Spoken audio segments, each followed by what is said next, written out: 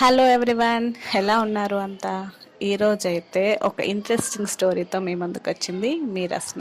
నాకు తెలిసినంత వరకు ఈ స్టోరీ మీకు బాగా కనెక్ట్ అవుతుంది. ఎందుకంటే ప్రతి భార్యాభర్తకి ఇది కనెక్ట్ అవుతుందండి. కనెక్ట్ అయితే మాత్రం మీకు నచ్చితే మాత్రం సబ్స్క్రైబ్ చేయడం మర్చిపోవద్దు.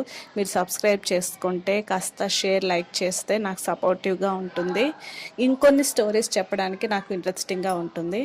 సో ఫైనల్గా మనం స్టోరీలోకి వెళ్ళిపోతే, భార్యాభర్త ఉండేటప్పుడు వాళ్ళిద్దరి మధ్యన గొడవలు రావండి.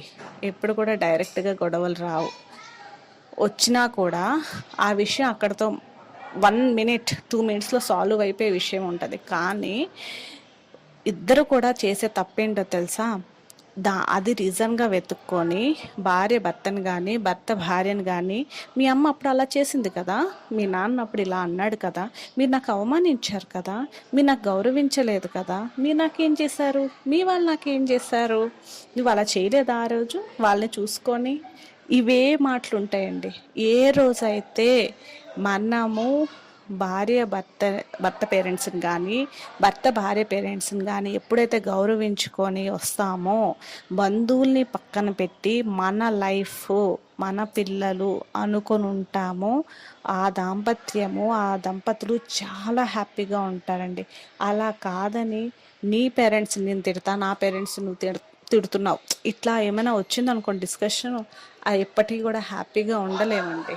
నేను చెప్పే చిన్న సజెషన్ ఏంటంటే, ఉండాలి. ఎందుకంటే వీళ్ళు 30 years, వాళ్ళు ఒక 20 years అనుకున్నా, ఈక్వల్ ఏజ్ అనుకున్నా, వాళ్ళ పేరెంట్స్తో బాండింగ్ ఎక్కువ ఉంటుంది.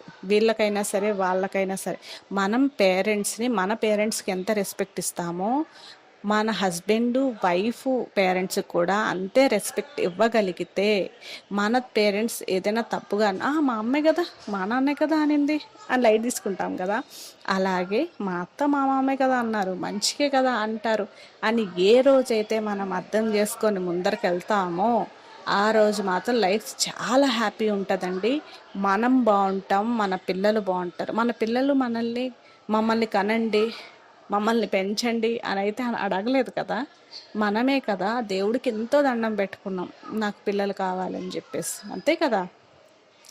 అలాంటి ఆనిముత్యం లాంటి పిల్లల్ని ఇచ్చాడు దేవుడు. సో వాళ్ళ కోసమైనా సరే మీరు కాస్త మారి అన్యోన్యంగా ఉండండి, హ్యాపీగా ఉండండి, హ్యాపీగా లైఫ్ లీడ్ చేయండి. All the very best. Thank you so much ఇంతవరకు స్టోరీ విన్నందుకు. బాయ్.